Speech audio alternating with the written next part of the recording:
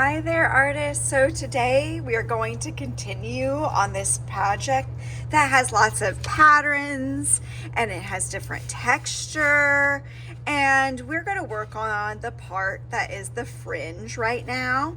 So what is important about this, and I'll teach you how, is to have something called balance.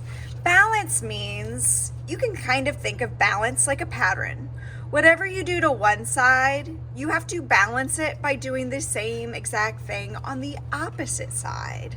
So I'm going to show you how to add fringe to make it look like a real weaving.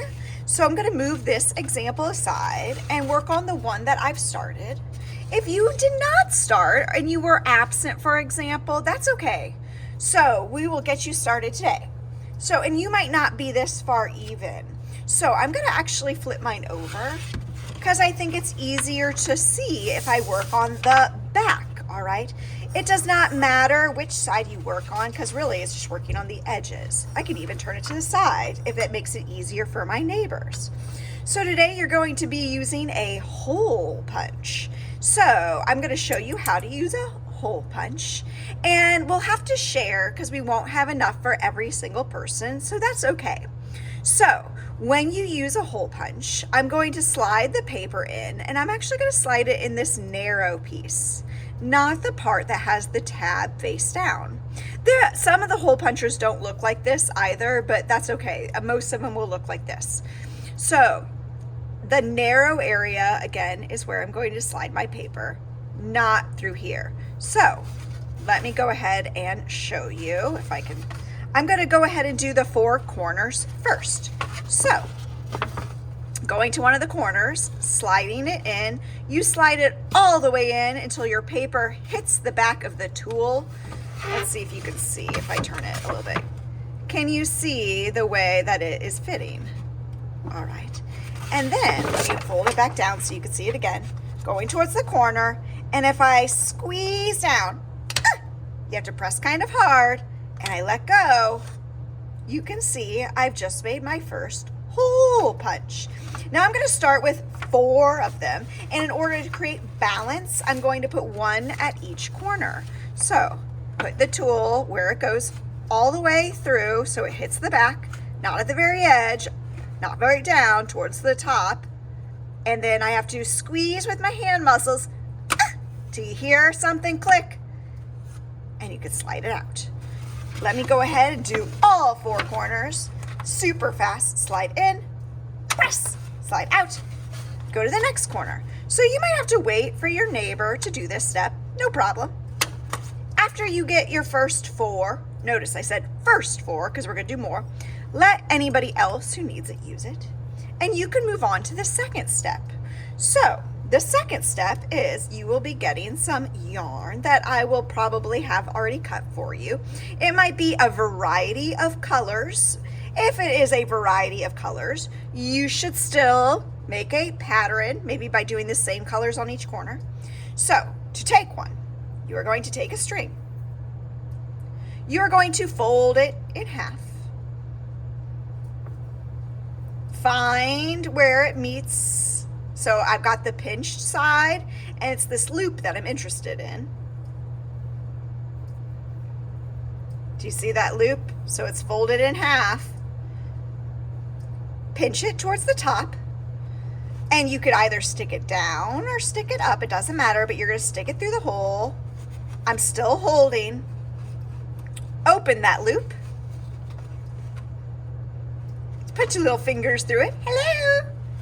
And then with your open little pincher fingers, hello, I'm going to grab the tabs and gently pull them through. Now I'm not going to pull tight. If I pull tight, the paper will rip. So I'm going to do again up here, and I'm going to zoom in a little bit so you can see just a smidge better. All right. Take a piece of string. Fold it so the little ends meet. Find the hoop on the other side. Stick the hoop through the hole punch. You could stick it, it doesn't matter which direction, but I'm holding both ends. opening where the loop is, hello, so you can create little pincher fingers.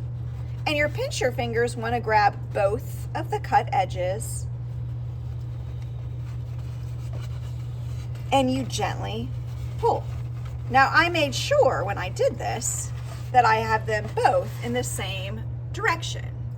They're both faced out. All right, one more. Okay.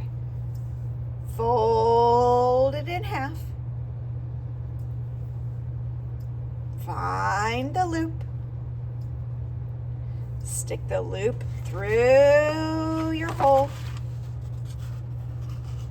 Check which direction it should come out of. Oh, it should go up the top, so excuse me. Thank you again for your patience.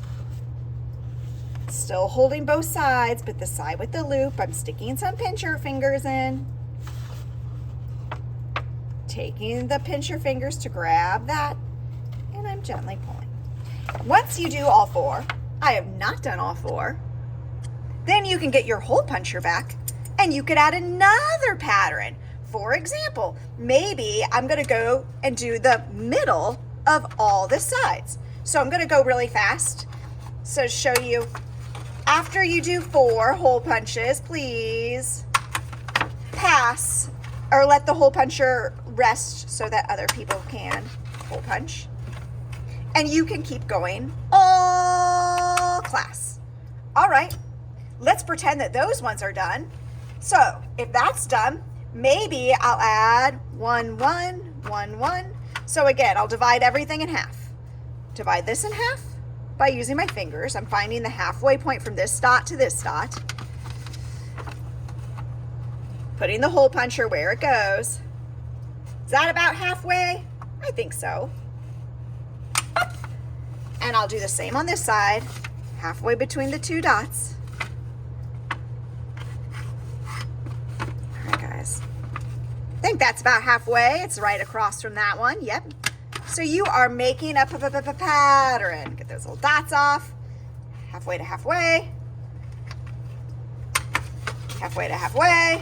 And you are going to continue doing this pattern making, practicing your hole punching, practicing your making this type of knot. So happy arting today.